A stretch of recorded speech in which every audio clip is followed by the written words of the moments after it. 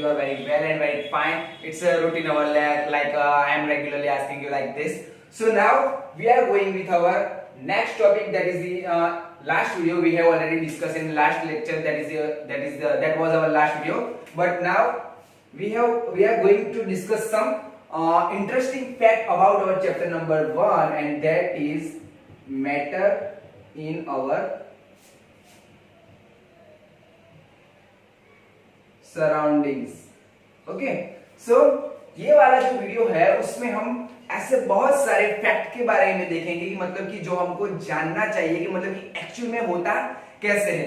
So in our previous video we already discussed about the evaporizations. Okay, so what is the evaporizations? कि मतलब कि कोई भी liquid, any liquid before reaching its boiling point, मतलब कि उसका जो पर्टिकुलर बॉइलिंग पॉइंट है वहां पर पहुंचने से पहले ही वो क्या होगा, वेपर में कन्वर्ट हो जाता है. That process, that phenomenon, that is known as इवेपोराइजेशन.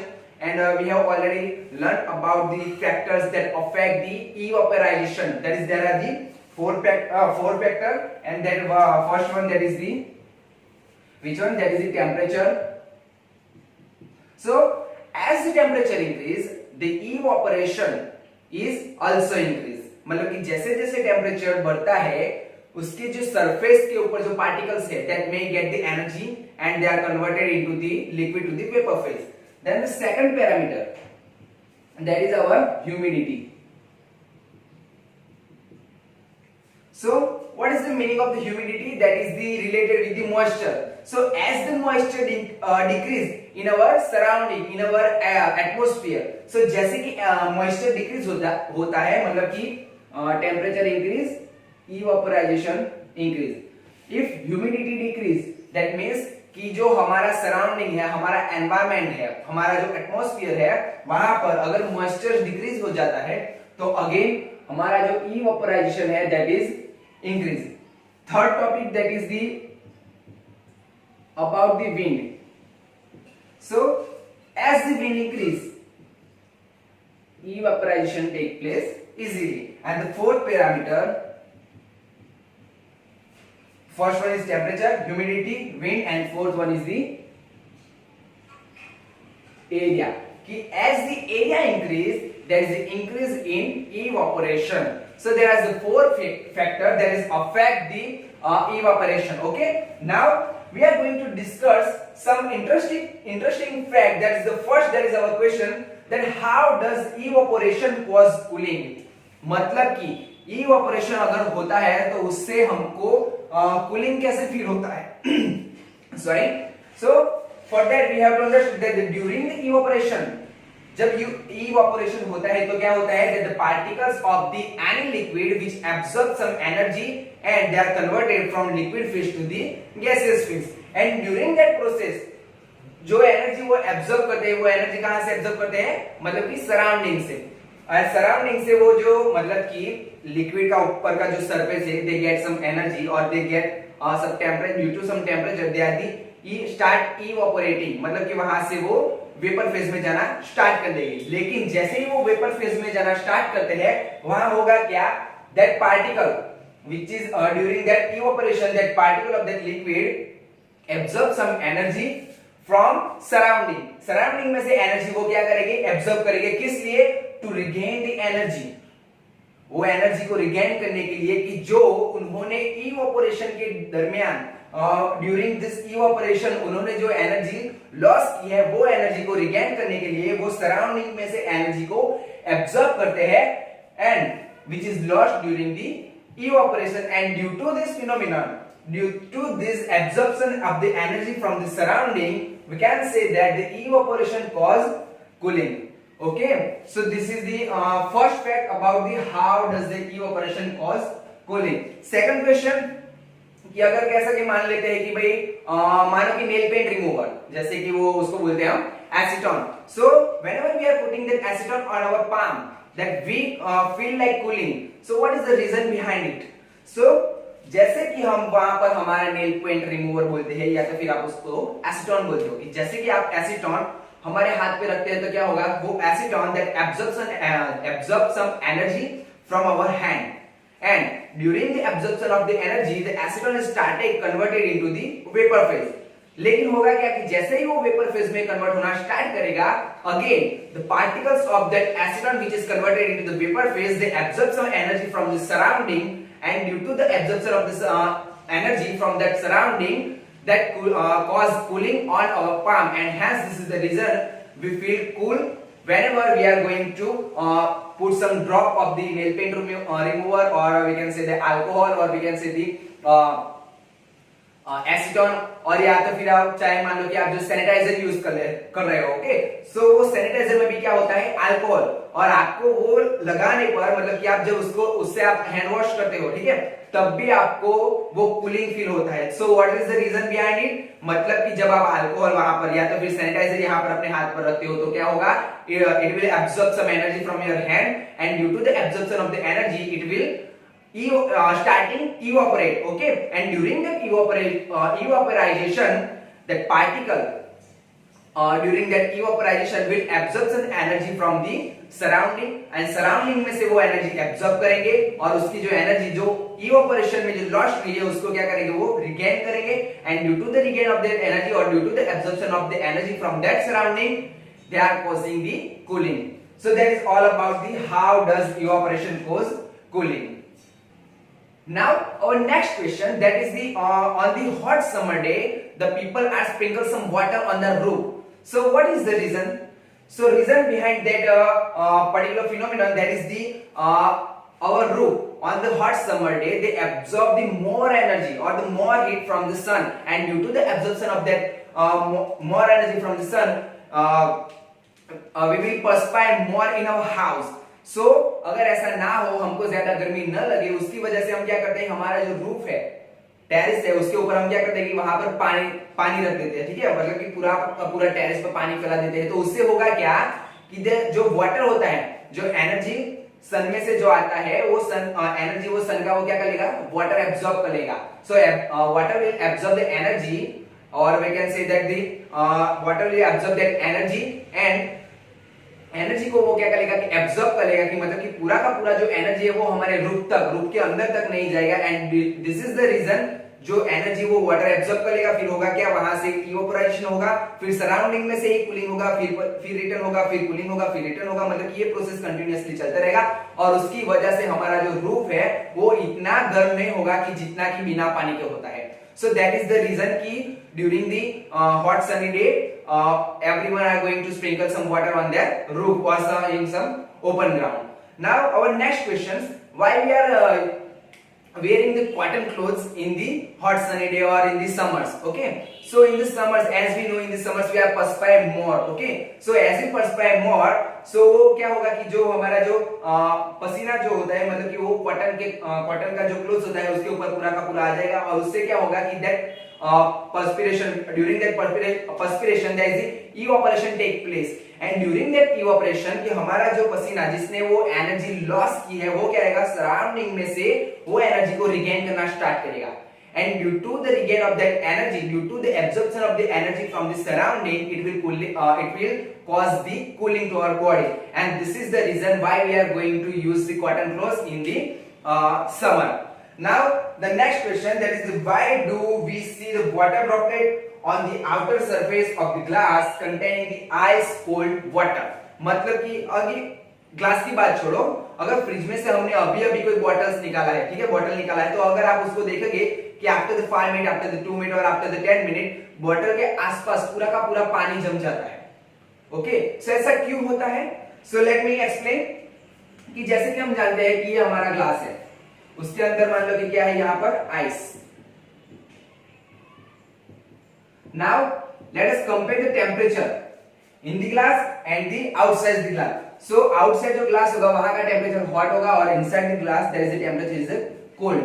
Okay, so होगा क्या कि जैसे कि आप जानते हैं कि बारिश कैसे होती है कि ड्यूरिंग दी समर डे या तो फिर जो सूर्य की किरणें आती है उससे क्या होता है कि मतलब कि जो वाटर होता है वो इवापोरेट होता है, और ड्यूरिंग दी इवापोरेट वो क्या होता है, वेपर बन के ऊपर तक जाता है. फिर ऊपर जाने के बाद मतलब कि यहाँ से पानी गया, वेपोराइज हुआ, और यहाँ पर ऊपर गया, ऊपर जाके वो क्या होगा, under the process of cooling जब उसका कूलिंग होगा तो वो क्या होगा, क्लाउड्स में कन्वर्ट होगा, and after the converting into the clouds again वो फिर पानी बन के क्या आएगा, कहां आएगा, नीचे।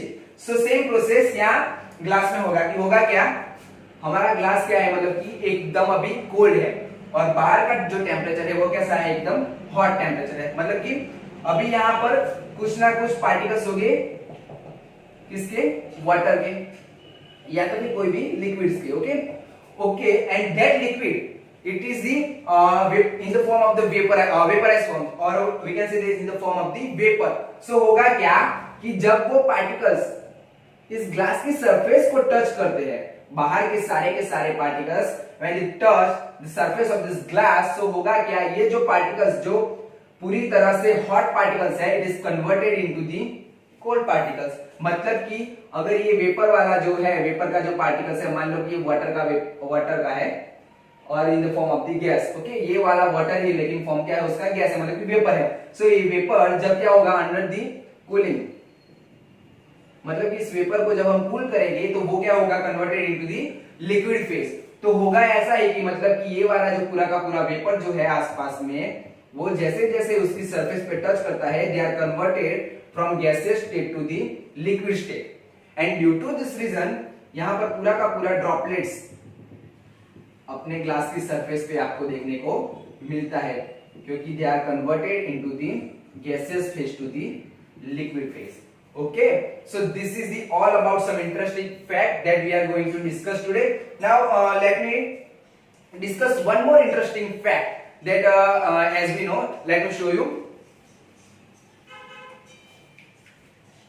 So as we know, this is the good night. Okay, I am not advertising for it, लेकिन मान लेते हैं कि ये गुड नाइट हमारे पास है। अगर होता क्या है कि अगर मैं इसको यहाँ पर चलाता हूँ और एक मॉस्किटोज है जो वहां पर बहुत दूर बैठा है, उसी किनारे, मतलब उस कोने में बैठा है, मतलब यहां से तकरीबन 6-7 मीटर, ओके 6-7 मीटर की दूरी पर वहां पर वो मॉस्किटोज बैठा है और इसके पास दो मोड है, that is normal mode and active mode. लेकिन अभी मान लो कि मैंने इसको स्टार्ट नहीं किया है, तो मतलब कि वो जो मॉस्किटोज है वो क्या उसका किल, मतलब कि ये उसको इफेक्ट कर पाएगा, वो मॉस्किटोज मरेगा या तो फिर जिंदा रहेगा। एग्जैक्टली यू आर राइट, उसको अभी कोई फर्क पड़ने वाला नहीं है। लेकिन जैसे ही मैं इस गुड नाइट को यहाँ पर स्टार्ट करता हूँ, there are the two modes, that is the one is the normal and second one is the active mode. Okay, so normal mode में क्या होगा कि वो liquid that liquid start to gain some energy, gain some heat, and due to that heat वो होगा क्या, जैसे कि हम जानते हैं कि it is made up from the matter and matter is also made up from the particles, and particles का characteristic है that is the they are the continuously in the moving. So as the temperature increase, the speed of the moving particles is also increase, और जैसे कि moving particles का speed increase होगा, मतलब कि normally वो particles यहाँ पर motion कर रहा था, यहाँ पर मूवमेंट कर रहा था, लेकिन जैसे जैसे टेम्परेचर बढ़ेगा उसका जो स्पीड है और उसका जो एरिया फॉर मोशन है वो भी क्या होगा, बढ़ेगा। मतलब स्पीड बढ़ेगा तो उसका वो एरिया भी उतना ही ज्यादा हो जाएगा। लेकिन वो क्या हुआ, अभी मान लेते हैं कि नॉर्मल मोड में है, मतलब कि थोड़ा नॉर्मल सा टेम्परेचर है। सो नॉर्मल टेम्परेचर है मतलब कि ये उसका इतना एरिया कवर कर सकता है, ठीक है। लेकिन when we are going to convert from normal mode to the active mode, that means we are going to increase the temperature. So again we know that so as the temperature increase, there is the increase in kinetic energy, and as the kinetic energy increase, the moving particle, the speed of that moving particle is also increased, and hence this is the reason why the speed of the moving particle increase, and hence it covers the more area than that of the normal mode, or this is the this is the reason why this is able to kill that mosquitoes, either that mosquitoes is far from this good night। okay, so this is the reason कि अगर हमारा जो good night जो work करता है तो work क्यों करता है। Then let me talk you about this, हमारा एक जो पॉइंट था वो रह गया था, that is the density. So what is the density? So density is equal to mass upon volume, मतलब कि किसी भी चीज का मास डिवाइडेड बाय उसका वॉल्यूम, उसको हम बोलते हैं क्या, डेंसिटी। अब डेंसिटी के बेस पर हम क्या कर सकते हैं कि ऐसा कि मान लेते हैं कि हमारे पास we have the oil and we have some water.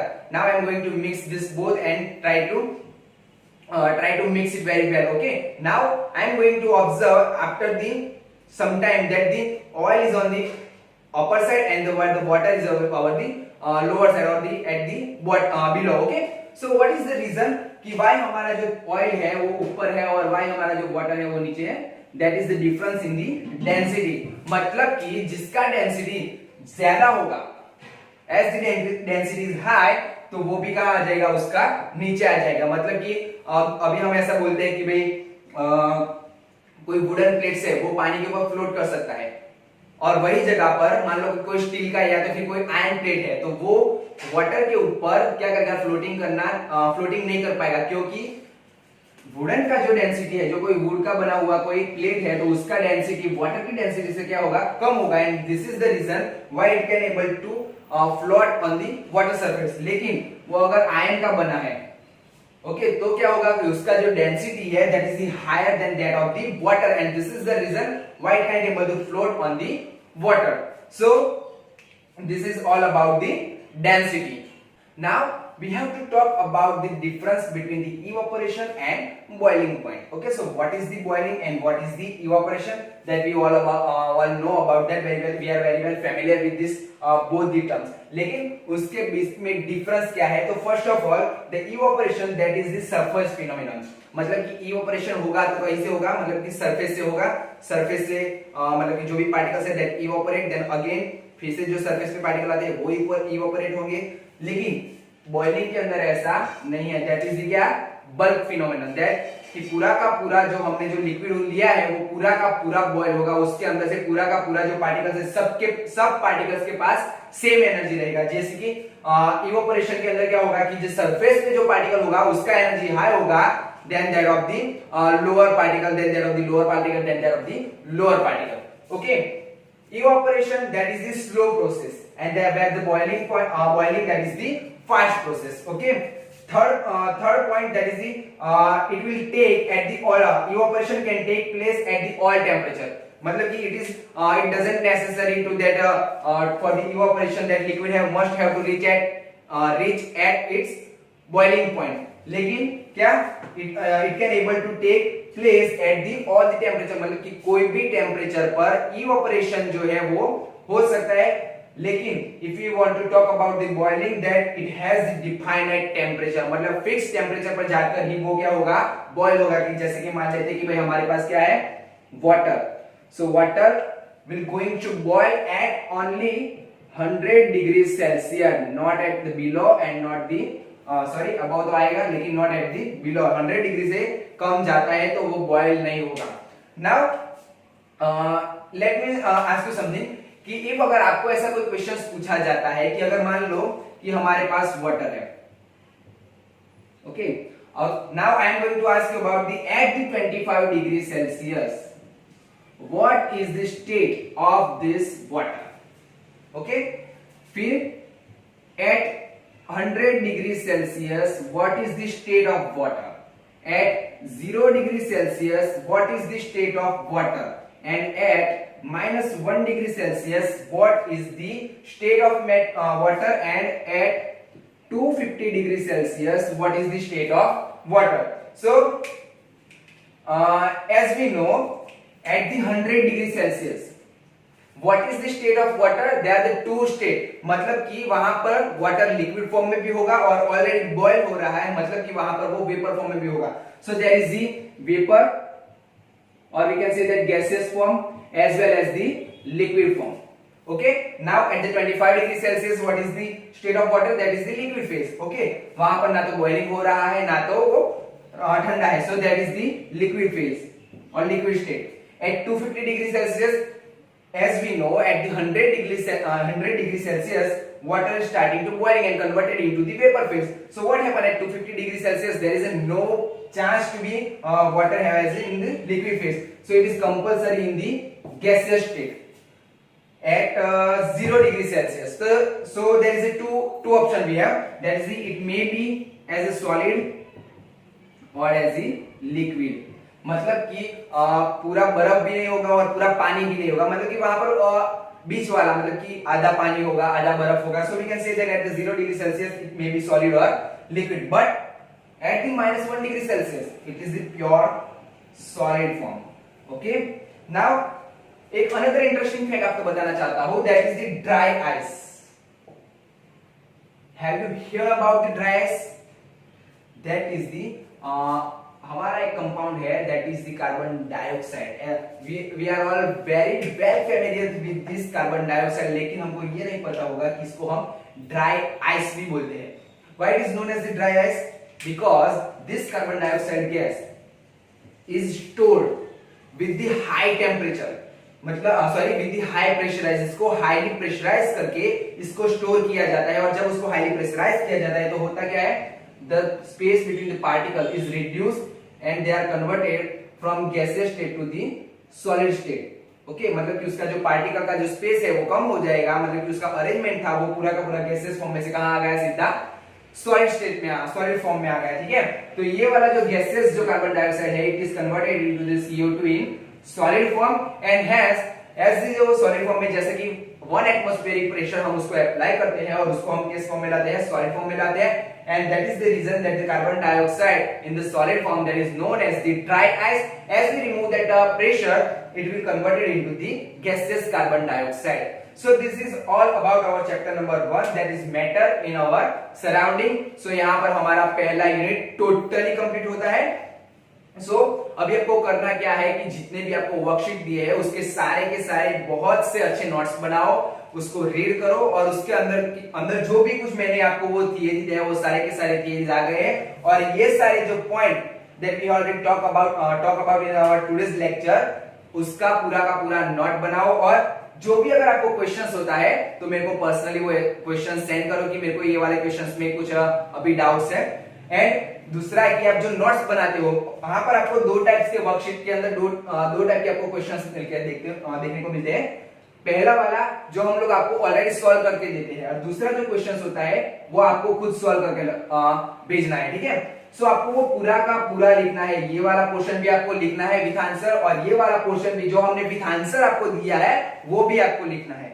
So make it clear and do your homework regularly. So thank you. This is all about our unit number 1, that is matter in our